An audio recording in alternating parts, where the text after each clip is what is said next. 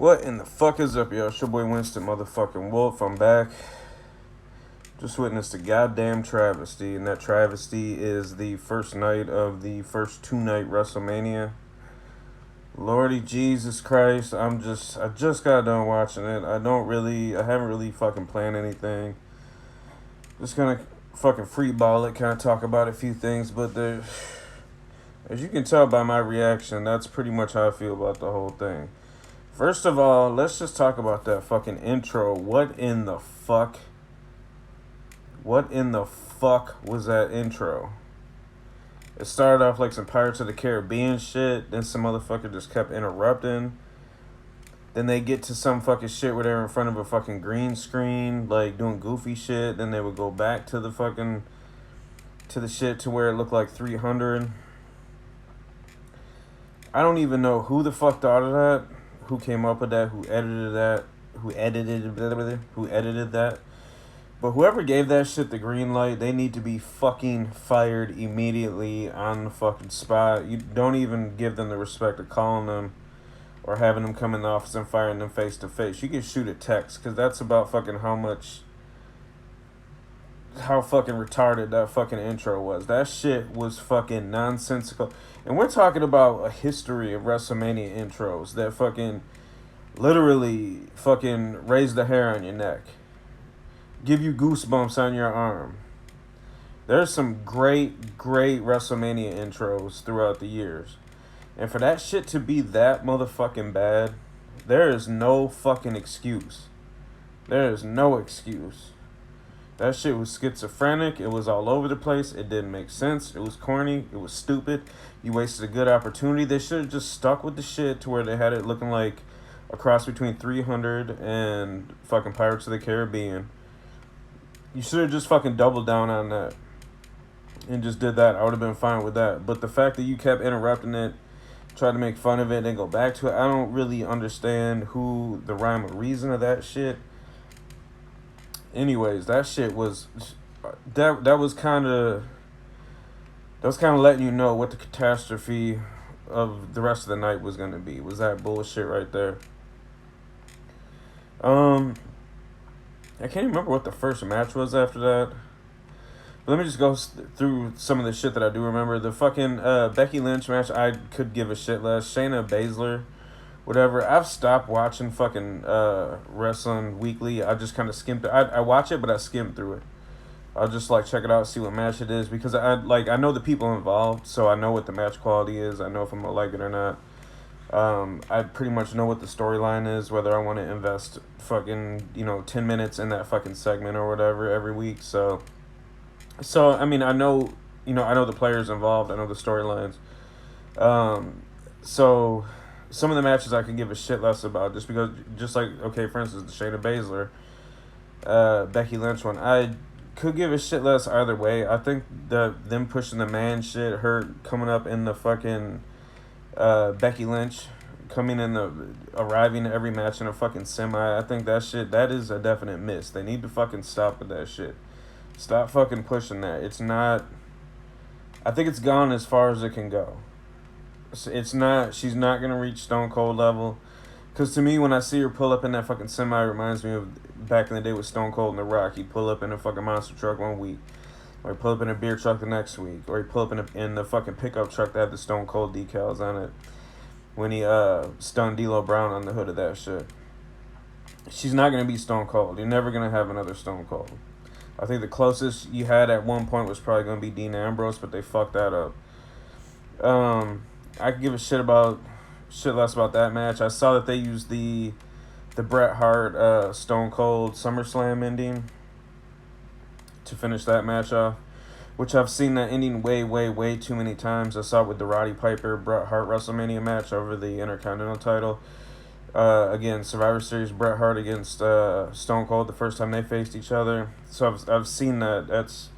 That's one of the fucking endings that you could tell wrestlers that fucking think they're like, all right, we're gonna do this one, and it's like, but real fans have seen that and they know where you got it from, so they're not really impressed. Like, we want to see you come up with something that we've never seen before, because before Bret Hart started doing that, I never seen an ending like that. First time I saw it was him with when Bret Hart beat Piper for the Intercontinental title at WrestleMania, and then I saw him do it again with Stone Cold. And then after that, I didn't want to see it again because I'd already seen it twice. But come up with your own shit, Bret Hart. I mean, shit, man. He came up with the figure four around the ring post. Just a lot of shit that he came up with. So I don't see why this newer generation can't come up with their own endings or finishers or whatever like that. So that match, I didn't give a shit about that. But let's talk about Gronk.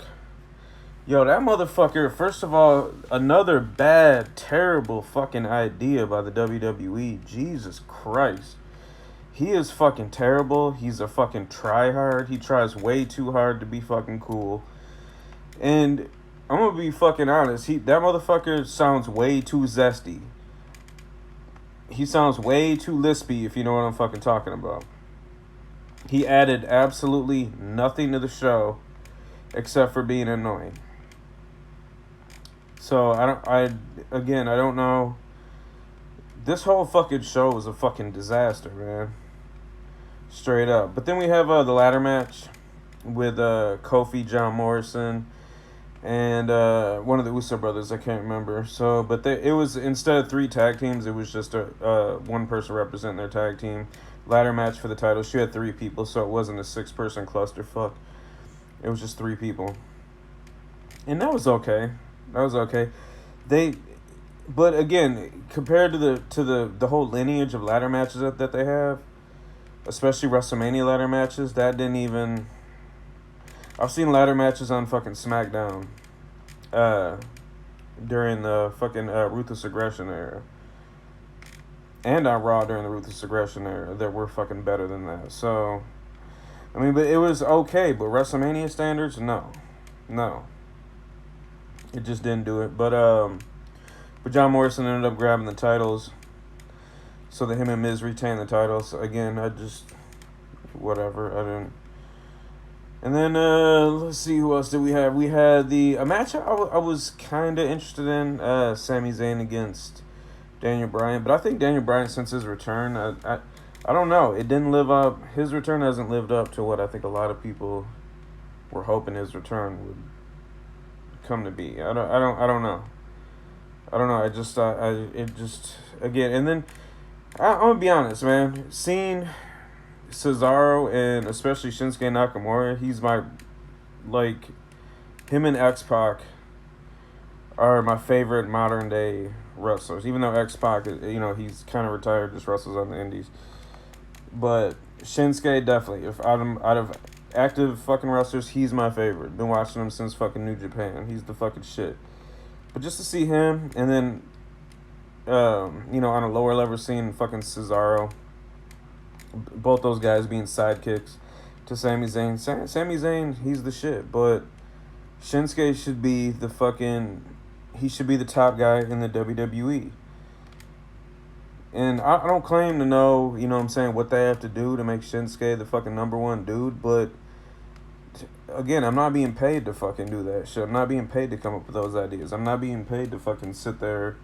Neither are the fans. They're not being paid, so we don't have the answer. But WWE, Vince and all these people who've been in the business their whole fucking life, man, they should.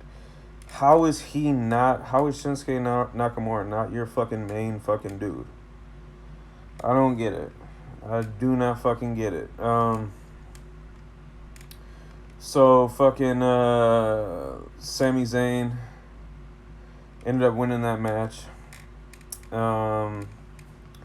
against Daniel Bryan to retain the Intercontinental title.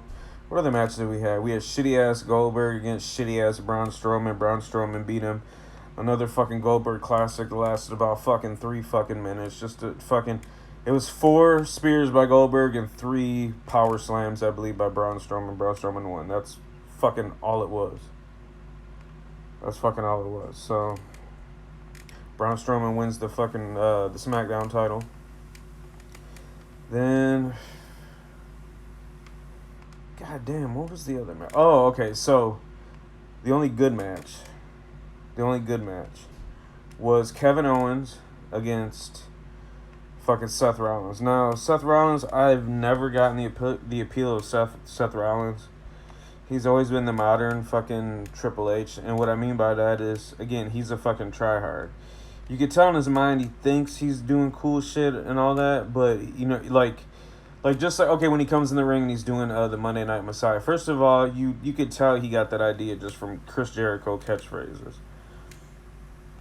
So, but you could just tell like the way he's doing his facial expressions, that he swears that he's killing it, and you're just like, no, dude, you're just not fucking believable. Your fucking promos are not fucking believable. Your facial expressions are not. Seth Rollins, he does the physical shit great, but just all the character shit, he just doesn't have it. I don't know, I've never bought his shit. It just seems like he's trying way too hard. He just doesn't have that fucking X factor. Kevin Owens, on the other hand, does. You know what I'm saying? He doesn't fucking have the whole physique, but he doesn't need to. He's got his whole thing going, just like Foley did, just like a bunch of other guys did. But Kevin Owens took a fucking hell of a dive. Not quite Hell in a Cell height, but on the entrance ramp, they had a WrestleMania sign. He jumped off that onto Seth Rollins onto a fucking announcing table. That shit looked mad dangerous. It looked like there was very little room for error. He pulled it off, finished the match. He beat Seth Rollins. I'm happy about that. I just do not like. So I just don't buy Seth Rollins. Let's see, what else am I fucking missing, man? Just before I get to the last fucking pile of shit. Oh, the fucking Kabuki Warriors against fucking my girl Alexa Bliss and fucking, I can't remember the fucking crazy bitch's name. But yo, the Kabuki Warriors, I think that they should have just had them never lose the title as long as they're both in the Fed. And I don't get what they gain of having, because nobody's still, they could talk about this women's revolution and all this shit, people still don't fucking hold any of that shit up with the men's. Just because all the titles, tag titles, world titles, all that shit has been passed around between the same few people so too many times. So to have Alexa Bliss get another fucking title, it means absolutely nothing. But if you would have had the fucking Kabuki Warriors keep that shit for literally like years, 2-3 years, something like that, and then build it up, I think it would be something. But it was just there. I mean, I like the Kabuki Warriors, but you kind of figured that fucking they were gonna lose because they had that match early in the show. They're gonna have to do something to kind of fucking get the ball rolling, especially with no fucking crowd. And that shit was, again, I don't know. I'm not being paid to come up with shit, any solutions about the lack of crowd and everything like that. But I think it would have just been fucking better just to not fucking do WrestleMania at all. That, or just go to another country where they're not doing that shit, where they're not doing the lockdown. Go to fucking Saudi Arabia. Go to wherever where you could just, where fucking money talks, and you can just be like, hey, look. And, you know what I'm saying? I know a lot of the wrestlers would fucking go along with it just because out of the fear for their fucking, it sounds shitty, but out of the fear for their jobs and the fear for their futures, they would have fucking performed. But yeah, but doing this shit in the fucking performance center, that shit is not, it's not even good for the fucking weekly shows, let alone something like WrestleMania. That's just ridiculous. But anyways, the Kabuki Warriors lost to Alexa Bliss and the fucking crazy bitch, and I'm like, because the Kabuki Warriors are one of the few fucking bright spots in wrestling that I still fucking like. But anyways, let's get to the fucking end match. I'm probably forgetting a match or two, but oh, fucking Elias and fucking King Corbin. Who gives a fuck, really, at this point, about anything? I think fucking maybe Elias won. I don't know. Who gives a fuck? So, but let's get to the main event of night one, of the first night, and that is AJ Styles versus The Undertaker in a boneyard. I forgot what it's called, a boneyard match or some shit. Basically, it's a graveyard match. You've seen variations of this over the years, specifically in the mid to early 90s with The Undertaker. You've seen shit like that with him getting buried and shit, graveyard matches. So, this shit is... First of all, they just... I don't know if it's fucking The Undertaker that's fucking asking Vince saying, hey, man, because you know Undertaker donates a shitload of money to Donald Trump and other Republican causes. Which is, either way, it does not fucking matter to me. But I don't know if he's fucking hurting for money, because he donates a shitload of money, so I don't know what else he's doing with his money.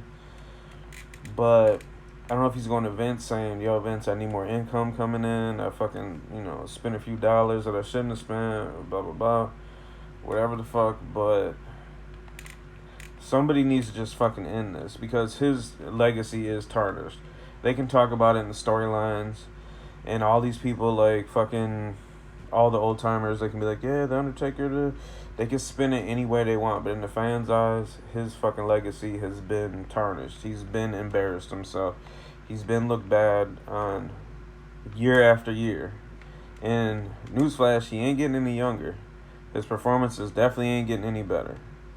Doesn't matter who you put him with. Now, I think had they done a regular match in front of a crowd in a ring, I think that would have done better. But that's not saying much, because that would have been AJ bouncing his fucking ass off, fucking just doing crazy bumps, just sounding like a motherfucker for Undertaker. Then you would have had fucking Gallows and Anderson in there doing whatever they could to make them look good. And again, that would have been better than what we got tonight, but again, not by much. But anyways, they're in the graveyard. They shot this shit like a fucking movie. I did air quotes, because again, if you ever watch my shit, you know I do air quotes. That's when I'm speaking about something mad ridiculous that fucking justifies the ridiculous air quotes. And this motherfucking shit, this wasn't even class project fucking grade shit. This shit was, you would think, okay, the WWE has connections. They're producing movies, right? They have, even if they weren't producing movies, they have money, they have the means to say, okay, let's make this shit look halfway fucking decent. What? Where the fuck do they get off for WrestleMania making some shit look this Bush League and cheap? Like, yo, this shit looked like it was shot with a motherfucking... And, see, I would say a fucking camcorder from the 90s, but, see, that would add personality to it. That would make it look like a fucking snuff film or grainy or some shit. You know what I'm saying? That would be a fucking style choice for it. But they didn't even do that. They made this shit look like a fucking skit from a Nickelodeon show or some shit. But they're in a fucking graveyard. It's the same shit. AJ's fucking talking shit. Yeah, you old man, blah blah. Yeah, come on. And so they're fighting. They're trying to throw each other in the fucking grave that's already dug. They got this cheesy music, and the music, holy fuck, dude. The music that they were playing. Yo, we already know that Vince McMahon has licensed music before. He licensed fucking the Joan Jett song for... oh my god, Ronda Rousey. I got heartburn, I'm sorry, y'all. He licensed Cult of Personality. He licensed the fucking 2001 theme for Ric Flair. He's done it before. There's fucking companies where you can just license music. That's why you've heard a lot of fucking different music. You'll be watching a fucking porno from the fucking 90s, and you'll be like, yo, that's Chris Benoit's theme from WCW. Fucking, because WCW, they used to, whatever company used to license music, they would license music to all kinds of different shit. To fucking infomercials, to porno movies, to fucking WCW wrestlers, all that shit. So there's companies you can license actual fucking music. Or, like, for instance, how many times have you heard the fucking Requiem for a Dream / I think they used a version of it for, like, Lord of the Rings or some shit. But how many times have you heard a variation of that? Or them use that exact same piece of fucking music because they licensed it, because somebody coughed up the dollars. The fact that Vince McMahon didn't want to fucking pay to even have decent music, had this shit sound like it was from a fucking Casio keyboard that I got when I was in 4th grade. Some old bullshit like that. it just further added to the fucking cheapness of this shit. And then they went back to the old. This is the shit that fucking makes you still embarrassed to say you're a fucking wrestling fan. Is AJ Styles, okay, let me go back. Before that, Gallows and Anderson, all of a sudden, out of a fucking, they show up to help jump The Undertaker. All of a sudden, out of a fucking barn, the walls of the barn fall down, and they just have a bunch of hooded, like, zombies or some shit run out. With like, bright spotlights behind them. So, okay, so Gallows and Anderson, they just went out and gathered up, like, fucking cult members or zombie members in fucking hoods and shit. And I don't fucking, it wasn't explained. They don't have a history of that shit in their characters. It was... So anyways, so Undertaker beats up all these nameless fucking hooded figures. AJ Styles comes back, fucking blasts the Undertaker with a fucking tombstone. Not the tombstone move, not the fucking power driver, but an actual tombstone in his fucking back. So they throw the Undertaker in the fucking grave. AJ Styles gets on like a tractor backhoe thing to dump the dirt on him. All of a sudden, he just looks up. And again, this is something that makes you fucking embarrassed to say you're still a motherfucking wrestling fan, dude. It's like whenever they take 2 steps forward, they take 37 goddamn running, jumping steps backwards in the wrestling world. So AJ's about to fucking dump the dirt. All of a sudden, he just... And fucking Undertaker, again, lit by like a spotlight behind him with like a little bit of fog. He's standing... All this, he pops up behind AJ Styles. Because, you know, the Undertaker, he has supernatural powers. Yeah, he's not a fucking 60-something-year-old guy that's just fucking trying to collect a paycheck by further embarrassing himself. No, he's an actual creature of the night. He can fucking disappear out of a grave and appear right behind the guy that's getting ready to bury him alive.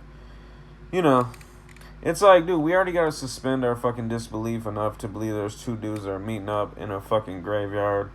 And the winner has to throw the other one in the grave and fucking bury him. Okay, that's already ridiculous enough. But now you got this motherfucker teleporting and shit. With the bad camera work. The bad quality, the bad music, the bad editing. The bad dialogue that's going on between them back and forth while they're fucking fighting.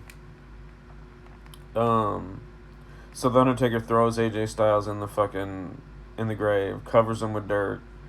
Then he walks by the tombstone. There's a tarp over it that you didn't really notice, and he pulls it off, and it says on the tombstone, AJ Styles, 1977 to fucking 2020. And then the camera pans down, and it's just clearly sticking out of the dirt. Clearly, you could tell it's a fucking... Because AJ Styles, as you know, he wears the fucking gloves, the signature gloves. It's clearly a fucking mannequin hand, not from a mannequin, but, you know, just a fake hand with the glove on it, because it doesn't even look right. It's just sticking up out of the fucking dirt. So again, we're led to believe that The Undertaker just killed this man in a match, and they couldn't even make that look right.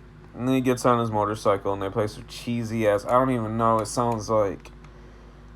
I couldn't name the fucking song that they play when Undertaker... Oh, yeah, Undertaker arrived in style on his motorcycle with some rock and roll, and he left. And right before he leaves...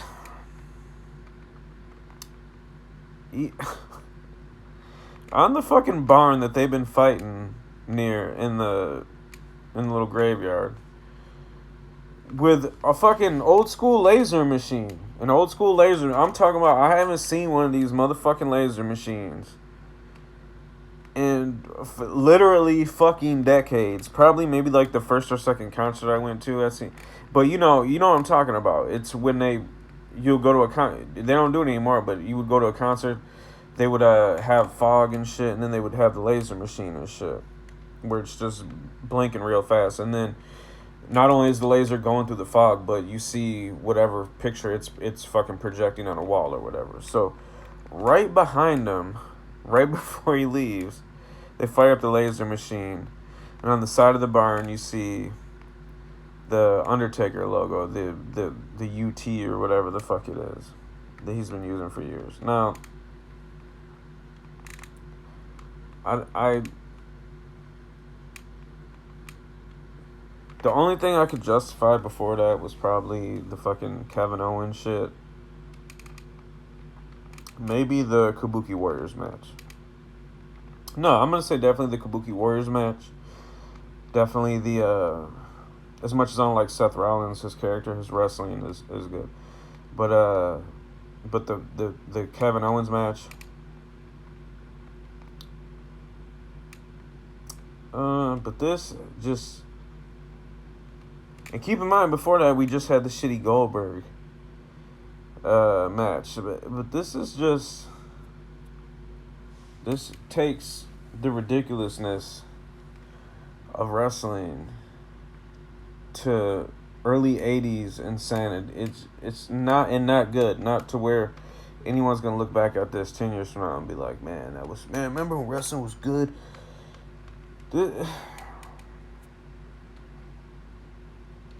I don't know how they're gonna come back from this. I hope tomorrow night. I know it's not gonna happen, but I wish CM Punk would make some kind of surprise. I don't really know how they could fit it in there, but I really don't know, yo. That match really made me fucking hate WWE at this point, right now. At 10 fucking 30 at night, whatever the fuck. It made me fucking, I hate WWE right now. I think they're fucking garbage right now. Right now, if you were to ask me, I would say, let's not even fucking show night 2. Because there's a fucking good chance this could get way worse. Way motherfucking worse. Because we got more of that Gronk motherfucker, and he really didn't do shit tonight, so I expect them to pull some bullshit to justify them paying his fucking fruity ass tomorrow. But night 1 of WrestleMania, holy fuck, dude. Holy fuck. Kevin Owens his back ain't strong enough to carry fucking a whole night of WrestleMania. But, yo, somebody please stop Undertaker from wrestling ever again. Because he brought down the stock of AJ Styles and the fucking Bullet Club with that shit. He sucked so bad. And they didn't even do nothing wrong. They're just trying to make the best out of a bad situation. But anything he's involved with at this point, he brings the fucking stock with it. I'm just rambling now, but night 1 of WrestleMania is straight up fucking trash. They should have never done it. They don't know what they're doing. This company fucking sucks dick. I don't really know what to say. Kevin Owens is the only fucking good thing about this night. It's your boy Winston Wolf. I'm out.